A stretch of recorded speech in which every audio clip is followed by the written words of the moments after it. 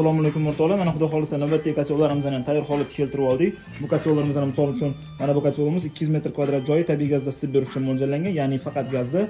Bu kachovimiz esa universal kachov hisoblanadi.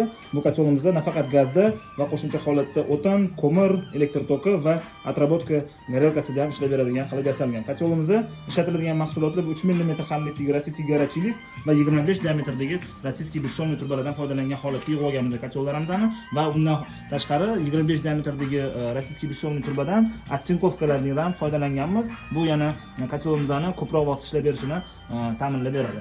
Va kachovlarimizni to'rttala taraflari ham buklangan bo'ladi. Shoflarimiz mana shunday ko'rinishda va zaklopkalar berib chiqilgan, ichki qismlari bilan birlashtirilgan holatda bu kachovlarimizni issiqlik va bosim natijasida shishib ketishini oldini olishni ta'minlab beradi. Bu kachovimiz universal, o'tin va ko'mirdan ham foydalansa bo'ladi, gazda ham bemalol ishlab beriladi.